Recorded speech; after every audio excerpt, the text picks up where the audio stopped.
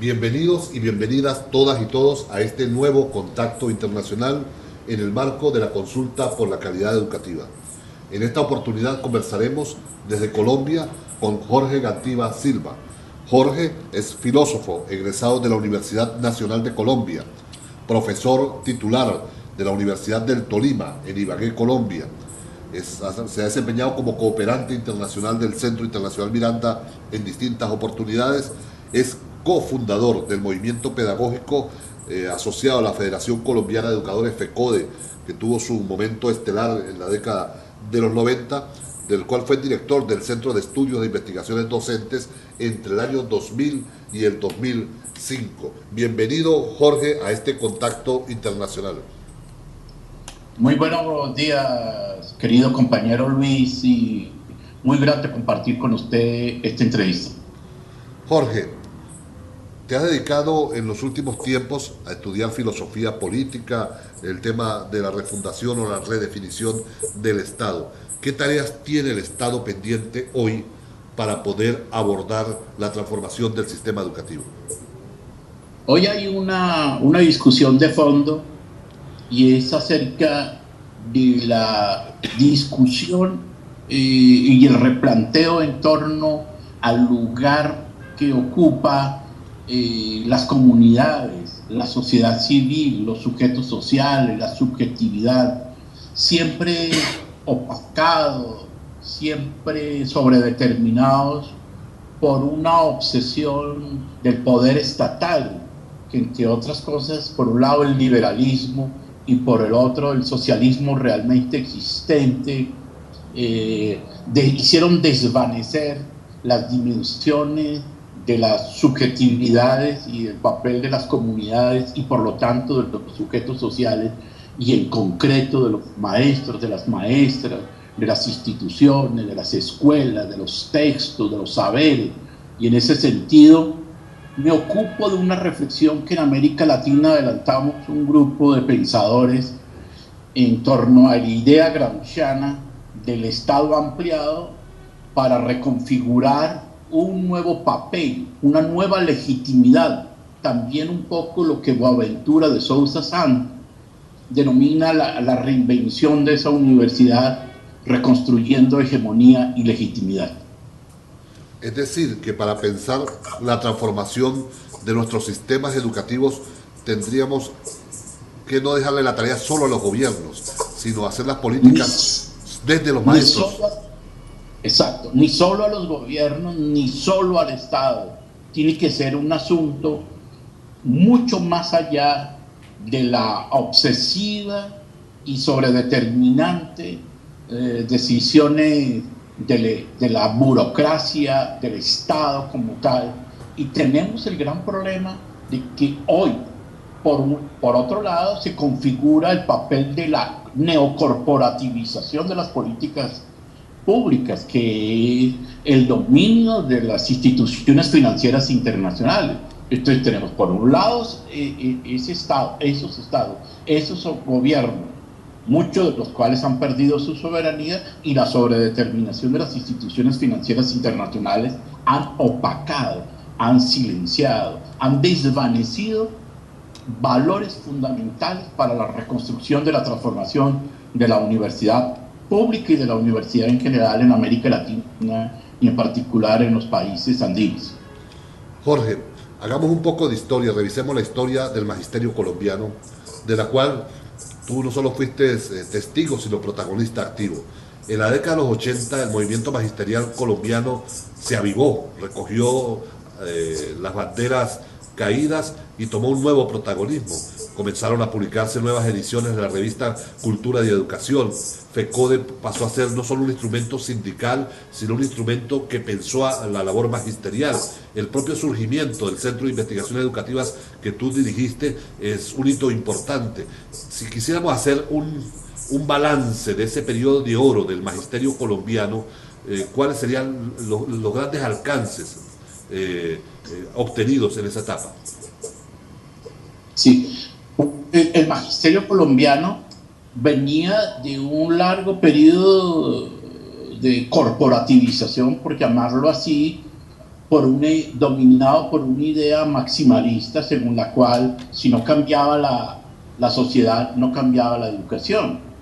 Eso en una lectura muy empobrecida de las teorías de la reproducción y un poco también bajo la dominación ideológica del determinismo económico, de todo ese fenómeno evolucionista que el Tiamat, es decir, la versión oficial del marxismo de la Unión Soviética, contribuyó a una parálisis de las alternativas y de las posibilidades en amplios movimientos sociales y en particular en la visión sobre la educación, la escuela y la cultura. El movimiento pedagógico en ese sentido en 1982 marca una ruptura con esa lectura según la cual de que si no cambia la sociedad no cambia la educación.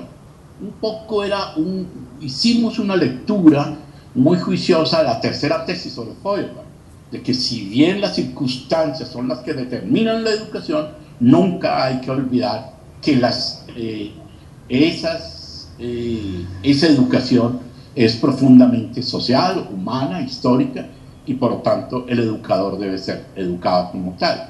El movimiento pedagógico entonces irrumpe como una propuesta cultural, social, de movilización, de organización, y quizá lo más precioso es la recuperación de la condición de los maestros y de las maestras como sujetos de saber, en una triple dimensión, como trabajadores, como ciudadanos y como intelectuales. En ese sentido, hubo aporte significativo de varias corrientes, de varias perspectivas, de varias experiencias. Este fue un movimiento plural, muy abierto, y FECODE en ese momento se sintonizó, comprendió el valor de un grupo de intelectuales, el valor y el papel de varias universidades, sobre todo públicas, e hizo un replanteo de esa visión corporativista que siempre ha aprisionado al sindicalismo. Y dijimos que a la escuela de la lucha había que unir la escuela del saber. Y por eso hubo un gran movimiento social, cultural por todo el país, muy precioso, que contó con la participación de maestros y maestras de base, y con intelectuales, profesionales, investigadores, instituciones.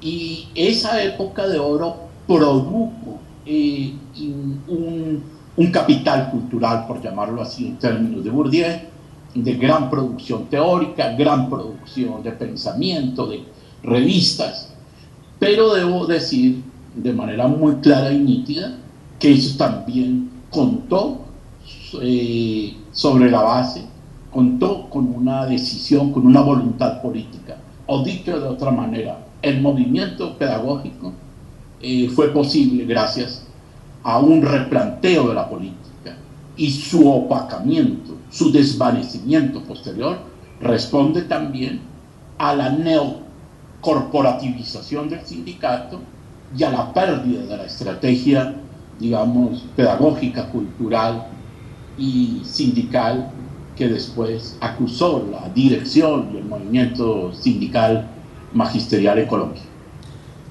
Sin embargo, el impacto del movimiento pedagógico en el propio proceso constituyente y la constitución colombiana fue muy importante. ¿Cuáles fueron las mayores conquistas magisteriales en esa constitución de los años 90? Bueno, entre otras logros y conquistas, la elaboración de la Ley General 115, Ley General de la Educación, en 1994, producto de esa articulación entre movimiento social y saber, entre producción teórica, cultural, investigativa, con el movimiento social. Esa ley, con todas las limitaciones, logró un importante avance en el sentido de la autonomía escolar, la consecución, la definición de unos objetivos y criterios de la educación, y consagró derechos fundamentales para los educadores y las educadoras. Solo que aún no se había secado la tinta y ya el modelo neoliberal, la apertura educativa, el impacto de las IFI, de las instituciones financieras internacionales, permítame la expresión, perforaba, deshuesaba el logro y el avance de la ley 115. Y en ese sentido necesitamos hacer esa lectura, digamos, histórica y política de los avances, de los choques, de las contradicciones, de esa dialéctica del movimiento educativo, pedagógico nacional. Por el otro, los logros y avances en el terreno social, laboral, prestacional de los maestros, también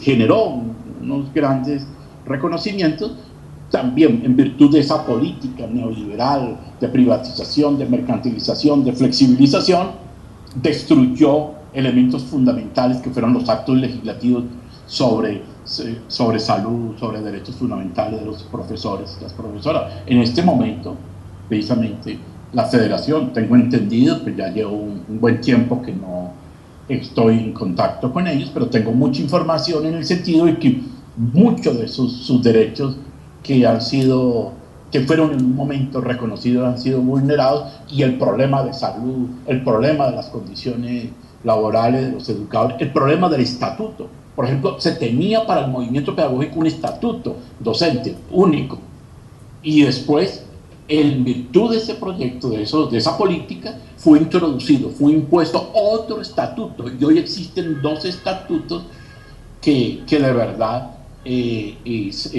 genera una profunda tensión, y en particular el último es que despedagogiza, por llamarlo así, es decir, le quita al maestro la posibilidad de constituirse en sujeto de saber, y cualquiera de cualquier profesión puede ser, entonces, en ese sentido, docente. Y en ese sentido, ser maestro hoy es ser docente, cumplir la ofición y el oficio instruccional de una determinada profesión. A pesar de ese ciclo de conquistas de los 80, de la expresión en la Constitución de los 90, se inicia, como tú lo señalabas, la ofensiva neoliberal en los 90 y el año 2000. Los últimos 10 años, Colombia ha vivido un proceso de contrarreformas educativas que han llevado incluso no solo a los maestros, sino a los jóvenes a las calles a protestar por estas contrarreformas. ¿Tú podrías sintetizarnos cuáles son los rasgos de estas contrarreformas educativas de los últimos años? Sí, muy importante esa pregunta, Luis. Hoy yo diría que incluso estamos en una contrarrevolución cultural. Sí, incluso los logros demoliberales, progresistas, esas promesas demoliberales no han sido cumplidas de un lado, y las pocas del Estado Social de Derecho plasmadas en la Constitución y en otras leyes han sido sistemáticamente desconocidas y negadas. En particular, digamos, un hecho regresivo es la privatización de la educación, pero aún más ese problema de la mercantilización de la educación. Entonces resulta que para el caso de las universidades tenemos no solamente la empresarización, el emprendimiento, sino tenemos el punto que los recursos de las universidades, muchos de ellos son recursos propios adquiridos sobre la base de la venta de los servicios. En Colombia más o menos hay un 40-45% de los recursos de la nación, y la mayoría son recursos propios. Entonces las universidades entran en esa la competencia a disputarse recursos y proyectos como tal. Entonces tenemos uno grave, es la destrucción del concepto de lo público, del patrimonio histórico democrático de la educación pública, y en ese sentido favorecieron a ese desvanecimiento de lo público teorías y proyectos en que atacaron, digamos, las funciones y el papel del Estado en el sentido, digo, liberal como tal, de sus responsabilidades de financiación, universalidad y gratuidad. La propia Constitución colombiana, en el artículo 67, Constitución del 91 dice, sí, la educación es gratuita sin menoscabo de aquellos que puedan pagarlo. Es decir, abre el boquete y abre la gran posibilidad para que quienes, por eso hoy se paga de acuerdo a ingresos, a los estratos, de acuerdo a una serie de consideraciones de carácter económico. La universidad, la educación universitaria, por lo tanto, no es gratuita. Y por eso, y junto con eso, hay otro elemento grave y regresivo, la focalización. La focalización y la atención de los pobres, de los más pobres de los pobres. Entonces, esa política asistencialista, digamos, hace también desvanecer el sentido de los recursos públicos y de la financiación. Entonces, ahí viene la captación, los sistemas de focalización, al punto de que la asimetría, la desigualdad es enorme y se puede ver con todos los méritos que tiene nuestra querida madre universidad colombiana, la Universidad Nacional, la alma mater nuestra. Entonces un estudiante, mientras vale unos 11 millones, en una universidad regional no llega a ser entre 800 a 1 millón de pesos. Todas esas asimetrías se profundizan, se agudiza esa desigualdad. Entonces tenemos, en primer lugar, la destrucción de lo público, el desvanecimiento del sentido de lo que representa este valor significativo de lo público. En segundo, la pérdida de la autonomía, no solamente de las autonomías institucionales, que son fuertes, son bravas, se pierde soberanía del país, ¿sí? Es la sobredeterminación de la OMC, es la sobredeterminación de la OCDE. Ahora estamos en función de la Organización Mundial del Comercio y de las decisiones internacionales de la OCDE. Entonces, por un lado el país pierde soberanía y por el otro las instituciones escolares y las instituciones regionales se articulan, se ven obligadas a cumplir las metas establecidas por estos organismos internacionales. Entonces, en términos de autonomía hay un resquebrajamiento muy serio y muy sensible. Por el otro lado, muy lamentable, muy duro, es lo que se ha venido a llamar la despedagogización, término muy feo, pero es la pérdida del sentido formativo, creativo, y el lugar y el sentido de los maestros, de las maestras y de la pedagogía. La pedagogía se convirtió en algo decir, inoficioso, y en ese sentido cualquiera puede ser profesor, puede ser docente. Esa despedagogización significa la pérdida de las dimensiones, de las relaciones, de las significaciones. Para una sociedad con tantas precariedades, con tantas limitaciones, en medio de la violencia y de esta guerra, es un alto costo el hecho de que el Estado haya apostado a menos escuelas y a menos maestros, con menos recursos, atender más niñas y niños, más necesidades educativas, y creer que con unas nuevas técnicas o tecnologías se pueden sustituir o reemplazar la garantía del derecho fundamental a la educación. Y aquí viene un asunto terrible, cruel, y es que no está garantizado el derecho fundamental a la educación.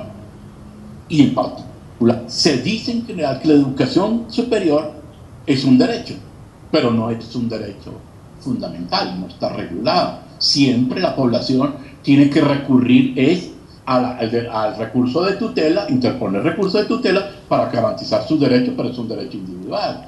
Entonces, son diversas las regresiones, son distintas las situaciones negativas que implicó esto, la pérdida, y no es una ignorancia romántica, retórica del papel de los maestros, pero a su vez hay que denunciar que todas las políticas educativas, el informe PISA, los informes TIM, ahora la política del Consejo Nacional de Educación Superior es todos los maestros, ¿sí? Entonces, esa es una visión también de culpabilizar a los maestros de la gran crisis, y por eso definitivamente no podemos aceptar que la magnitud de esa crisis pueda ser solo un asunto de maestro, ¿sí? Al contrario, hay que denunciar que la disminución, la desvalorización, la despedagogización, el ataque a la profesión, al saber pedagógico, contribuyó precisamente a la pérdida del valor histórico de la educación universitaria. Jorge, sin embargo, en la región, en las campañas electorales, hay un distintivo común, que es que el tema de la educación y de la calidad educativa emerge como un tema de agenda política. Lo vimos en las elecciones en Chile, lo vimos en Centroamérica y en Colombia. Tres de los candidatos más importantes en las recientes elecciones, Clara López, el doctor Uribe y el doctor Santos, hablaban de la educación como parte de la agenda política. ¿Esto es para frenar las contrarreformas o para seguir en la onda de las contrarreformas en la región? Es para continuar la contrarreforma y por el otro lado para responder a una demanda del movimiento universitario, pero por la vía de la cooptación y por la vía de lo que podríamos denominar un reformismo pasivo en el terreno de la educación superior. Y en ese sentido, la propuesta del CESU consiste básicamente en incorporar, supuestamente, las reclamaciones del movimiento universitario. Tú puedes recordar el gran movimiento del 2011, donde un gran movimiento social, universitario, estudiantil y profesoral logró tumbar un proyecto de ley, pero la contrarreforma continuó. Y lo lamentable es que fue incorporada a la agenda oficial una contrarreforma paralela, que al día de hoy, y es lamentable decirlo, el movimiento universitario, como ha tenido serios inconvenientes, no le ha podido dar una respuesta seria y coherente a esa contrarreforma del gobierno. En particular las izquierdas se mueven todavía de manera muy reactiva y contestataria, e incluso con ideas muy arcaicas e ingenuas. Por ejemplo, decir que hoy en terreno de la dirección de las instituciones es válido el cogobierno, por ejemplo, es una idea que no responde a una nueva realidad, cuando ya el movimiento universitario ha logrado que lo que necesitamos son gobiernos democráticos, autónomos, elegidos por las comunidades universitarias. Por eso hemos defendido en varias universidades el concepto de constituyente universitaria. Venezuela, Bolivia y México tienen experiencias significativas sobre constituyentes universitarias. Que necesitamos hacer una nueva valoración del papel de las comunidades universitarias para poder hacer un replanteo de las orientaciones en ese sentido de la institución universitaria. Y creo entonces que necesitamos también hacer un gran debate nacional, y no como dice el gobierno o como dice ya la izquierda en general, que es aumentar el presupuesto a 1 billón o hacer una reestructuración. No, Luis, yo te voy a hacer aquí una exposición muy sencilla. Es decir, yo creo que la única respuesta posible es una crítica radical a esa política universitaria y concreto al concepto de calidad, que es una palabra vacía, es un campo, es una trampa, es un engaño. En 50 años de la estrategia mundial y de la estrategia continental de cualificación de la educación, ha hecho más pobres a los pobres y ha hecho menos, comillas, competitivos a la educación latinoamericana y colombiana. Véase todo el conjunto de pruebas y todo eso. Es decir, no necesitamos reinventar otra perspectiva de educación universitaria, y estoy utilizando la expresión bolivariana de educación universitaria que no se utiliza en nuestros países y mucho menos en Colombia, donde se considera de que la universidad es la expresión jerárquica superior. Entonces, estamos en un reto muy grande, porque si las izquierdas tampoco quieren cambiar, si siguen repitiendo una retahíla de aumento del presupuesto, que es importante, si no replantean la totalidad, si no hay un constructo de la universidad, seguimos en el gatopardismo, en cambiar para seguir en lo mismo, y simplemente es acomodarnos, seguir una lógica de adaptación, y no hay ningún replanteamiento como tal. Seguimos en la lógica de las mediciones, de los resultados, de los factores asociables, seguimos con el cuento de las competencias y de la estandarización. Y entonces no se puede, así no se puede cambiar si no hay una modificación sustancial. Por eso, tal vez la única solución posible, lo planteo, es negar la cuestión relacionada con la idea de la calidad de la educación como tal. Jorge, pero no es posible pensar en otro enfoque de la calidad educativa, conociendo que más del 90% de la población en nuestros países exige o demanda calidad educativa, también entendiendo el término calidad como un término polisémico y que puede ser abordado desde una perspectiva emancipadora para empujar el movimiento de base y detener las contrarreformas. Sí, pero es que precisamente ahí estamos. Necesitamos redefinir ese concepto que todos lo sabemos, que tú lo sabes muy bien, proviene del industrialismo, de todo el americanismo, de todo el terrorismo, etcétera. Y no nos ha dado una solución. Es igual como las democracias liberales, ¿sí? Nadie niega hoy que la democracia liberal fue un relativo avance, pero la democracia devino en demofascismo, por ejemplo, y las democracias autoritarias y las democracias vacías como la nuestra, democracia vacía, sí, no responde a la necesidad democrática de nuestros países y de nuestros pueblos. Yo diría que hay que hacer un esfuerzo por reinventar. Yo pienso que necesitamos definir qué es lo que queremos con la educación universitaria. Porque sería válido mantener la idea o el concepto de calidad si vamos a la competencia. Pero sostengo ya que en 50 años jamás Aquiles alcanzará la tortuga. Jamás. No va a ser posible. Porque se puede probar estadísticamente que salvo Brasil, que medio araña en una lógica distinta, pudiese tener unos niveles de competencia. Entonces, nuestros pueblos, nuestras universidades, nuestras instituciones, nuestros movimientos sociales tienen que reinventar una nueva idea, un nuevo proyecto de educación universitaria. Y yo creo que las palabras viejas, máxime esta, que es una palabra vacía, no nos ayuda para responder a los retos, a los desafíos del presente. Porque sigue siendo una trampa. Y nosotros, por ejemplo, si seguimos en la lógica del currículo, de la curricularización, si seguimos en el tema de la profesionalización, en los tituladeros de las universidades,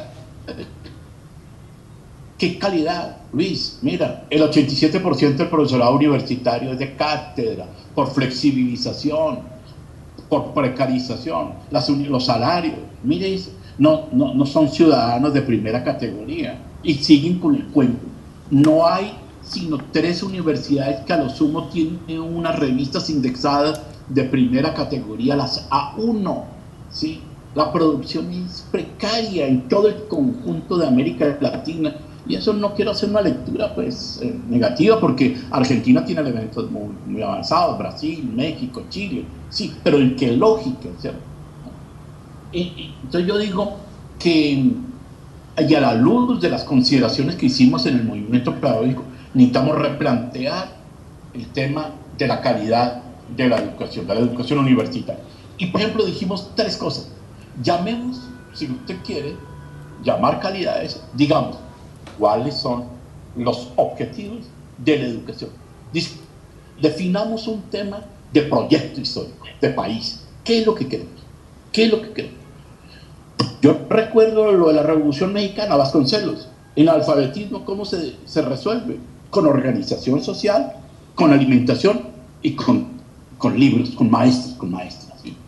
Entonces, ¿cuál es el proyecto de país? Entonces, la desesperación, el afán de este país, de este gobierno liberal, el Israel de América Latina, Colombia, quiere pelear y acceder a la OCDE, a ser reconocido en la OCDE, hace la Alianza del Pacífico, con una lógica contrarrevolucionaria al alba. Entonces hay que definir qué es lo que está buscando cada país, cada proyecto de sociedad, cada proyecto político y social.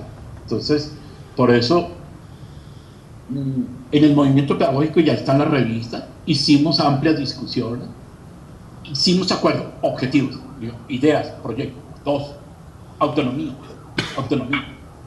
garantías y condiciones. Mire, ¿cómo vas a resolver en América Latina el problema de calidad, y en Colombia en particular, con pandillismo, con el matoneo? En las universidades muchas veces van los estudiantes a almorzar, a pelear su comidita. Es decir, la universidad tiene, y la sociedad, los estados tienen que resolver unos asuntos de fondo estructurales, las condiciones de los maestros, la salud. Es un problema de salud mental, creciente la salud mental de los profesores y profesoras en Colombia y en América Latina. También tengo una información sobre su salario, sobre su condición. Entonces, la calidad no es todo. Por eso sostengo, es una palabra vacía. Y hay que hacer un replanteo teórico y político, filosófico. Necesitamos es convocarnos a hacer discusión. El movimiento pedagógico puso unos puntos, objetivos, autonomía, maestros, sujetos de saber. Discutamos eso, unos puntos. Entonces, con 87% de profesores universitarios en condiciones de precarización, ¿qué calidad? ¿Cuáles textos escolares? ¿Todavía Santillana y Magro Gil?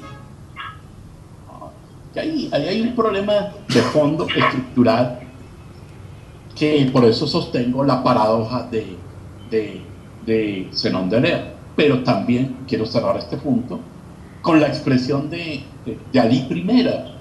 Es que aquí en Colombia también los que más saliva tienen mojan más harina. O lo que dijo Alí Primera, ¿sí?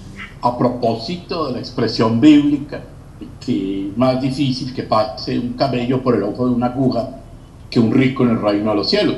Y dice Alí Primera, lo que pasa es que se compraron las agujas y se compraron los camellos o los elefantes.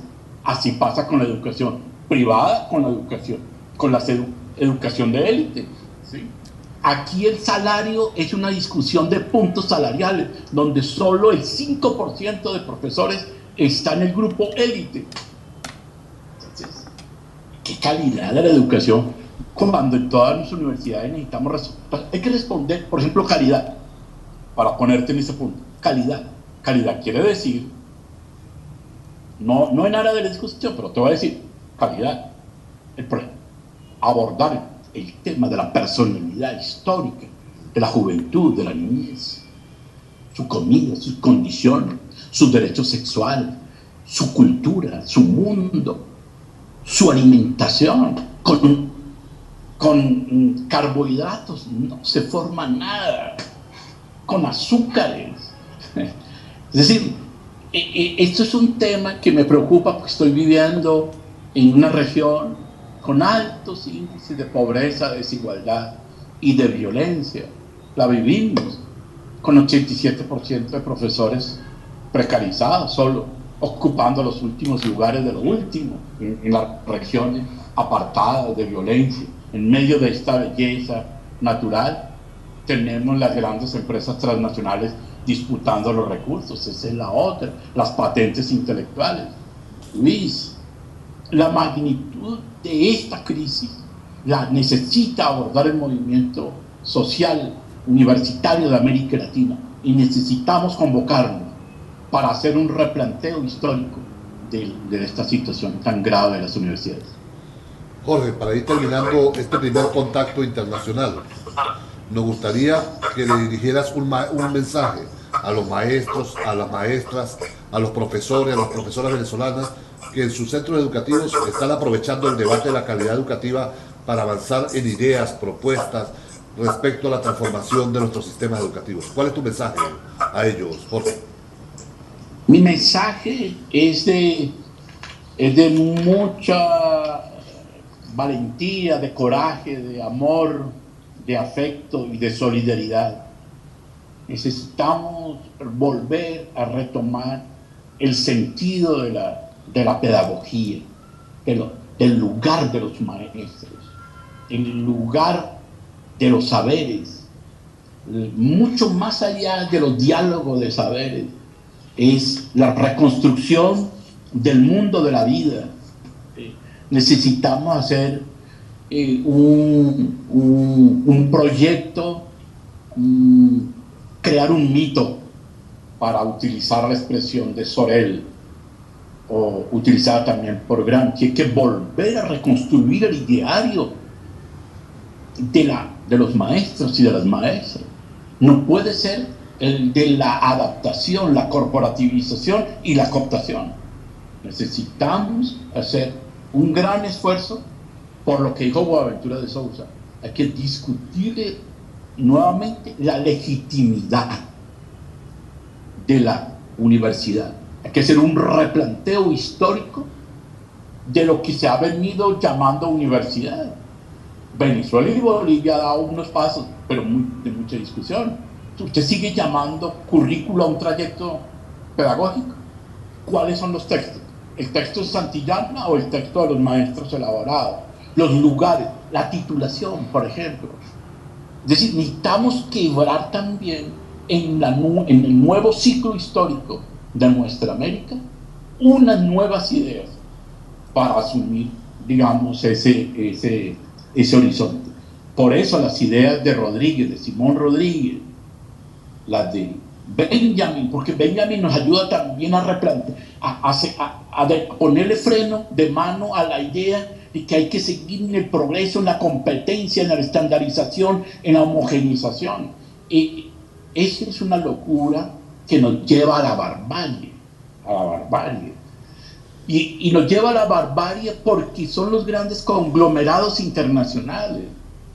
Tú publicaste en Caracas el libro de la universidad secuestrada, hecha por los colegas, los camaradas norteamericanos revolucionarios, mostrando cómo se convirtió eso en Hamburger University, en Maccleston University, en Colsanitas University, todas unas universidades de garaje y de empresa, y muchas de ellas en el complejo militar, industrial militar.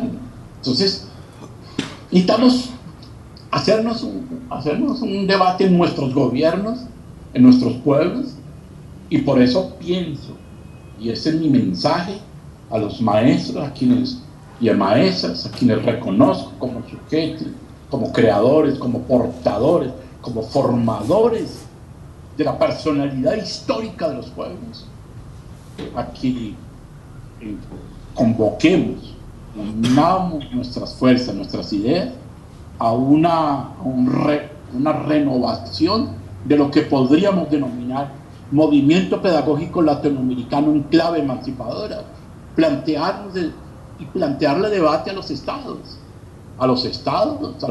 progresistas, a los gobiernos democráticos, a nuestras instituciones, porque no podemos seguir firmando las metas del milenio, las metas de la OCDE y de la OMC sin beneficio de inventario. Entonces, ahí hay un tema de fondo. El magisterio ha hecho propuestas de América Latina. Nosotros hemos propuestas. No se nos pueden acusar de no haber formulado alternativas incluso en el terreno de la ley. hemos planteado un horizonte de gobierno para las universidades, una propuesta de financiación de las universidades. Hemos propuesto una serie de elementos alternativos en el terreno del conocimiento, de los saberes y de la investigación, pero no son los dos monopolios del ranking mundial la que definen lo que nosotros hacemos, lo que nosotros construimos. Los pueblos necesitan inventar otra idea, otra propuesta, otro proyecto. Ese es, creo, lo que yo también aprendí en la experiencia de nuestros pueblos, que adelantan experiencias importantes en medio del acoso, de la agresión imperialista y de la reacción de la burguesía internacional. Entonces, sí hay posibilidades, sí hay esperanza, sí hay lucha. Conversamos hoy desde Ibagué, el Tolima colombiano, con Jorge Gantiva Silva, filósofo y profesor de la Universidad de Tolima. Gracias, Jorge, por este contacto internacional en el marco de la consulta por la calidad educativa. Gracias a ti, Luis, a todos los compañeros del Centro Internacional Miranda, a todos los colegas, a los panas, a los amigos de la República Bolivariana de Venezuela. Adelante en la lucha por la emancipación de nuestra América. Muchas gracias.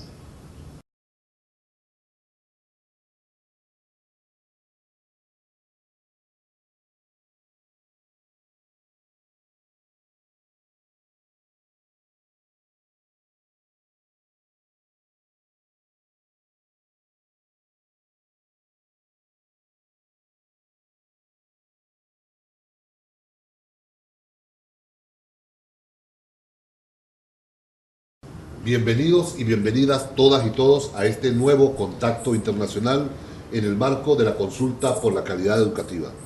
En esta oportunidad conversaremos desde Colombia con Jorge Gantiva Silva. Jorge es filósofo egresado de la Universidad Nacional de Colombia, profesor titular de la Universidad del Tolima en Ibagué, Colombia. Se ha desempeñado como cooperante internacional del Centro Internacional Miranda en distintas oportunidades.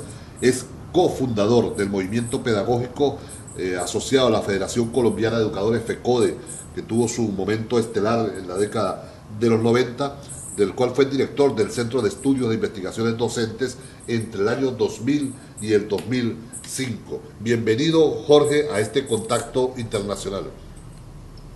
Muy buenos días, querido compañero Luis, y muy grato compartir con usted esta entrevista. Jorge, te has dedicado en los últimos tiempos a estudiar filosofía política, el tema de la refundación o la redefinición del Estado. ¿Qué tareas tiene el Estado pendiente hoy para poder abordar la transformación del sistema educativo? Hoy hay una discusión de fondo y es acerca de la discusión y el replanteo en torno al lugar que ocupa las comunidades, la sociedad civil, los sujetos sociales, la subjetividad, siempre opacados, siempre sobredeterminados por una obsesión del poder estatal, que entre otras cosas, por un lado el liberalismo y por el otro el socialismo realmente existente, hicieron desvanecer las dimensiones de las subjetividades y el papel de las comunidades y por lo tanto de los sujetos sociales y en concreto de los maestros, de las maestras, de las instituciones, de las escuelas, de los textos, de los saberes. Y en ese sentido me ocupo de una reflexión que en América Latina adelantamos un grupo de pensadores en torno a la idea gramsciana del Estado ampliado para reconfigurar un nuevo papel, una nueva legitimidad, también un poco lo que Boaventura de Sousa Santos denomina la reinvención de esa universidad, reconstruyendo hegemonía y legitimidad. Es decir, que para pensar la transformación de nuestros sistemas educativos tendríamos que no dejarle la tarea solo a los gobiernos, sino hacer las políticas desde los maestros. Exacto, ni solo a los gobiernos, ni solo al Estado. Tiene que ser un asunto mucho más allá de la obsesiva y sobredeterminante decisiones de la burocracia, del Estado como tal. Y tenemos el gran problema de que hoy, por otro lado, se configura el papel de la neocorporativización de las políticas públicas, que es el dominio de las instituciones financieras internacionales. Entonces tenemos por un lado esos gobiernos, muchos de los cuales han perdido su soberanía, y la sobredeterminación de las instituciones financieras internacionales han opacado, han silenciado, han desvanecido valores fundamentales para la reconstrucción de la transformación de la universidad pública y de la universidad en general en América Latina y en particular en los países andinos. Jorge, hagamos un poco de historia, revisemos la historia del magisterio colombiano, de la cual tú no solo fuiste testigo, sino protagonista activo. En la década de los 80 el movimiento magisterial colombiano se avivó, recogió las banderas caídas y tomó un nuevo protagonismo. Comenzaron a publicarse nuevas ediciones de la revista Cultura y Educación. FECODE pasó a ser no solo un instrumento sindical, sino un instrumento que pensó a la labor magisterial. El propio surgimiento del Centro de Investigaciones Educativas que tú dirigiste es un hito importante. Si quisiéramos hacer un balance de ese periodo de oro del magisterio colombiano, ¿cuáles serían los grandes alcances obtenidos en esa etapa? Sí, el magisterio colombiano venía de un largo periodo de corporativización, por llamarlo así, dominado por una idea maximalista según la cual si no cambiaba la sociedad, no cambiaba la educación. Eso en una lectura muy empobrecida de las teorías de la reproducción y un poco también bajo la dominación ideológica del determinismo económico, de todo ese fenómeno evolucionista que el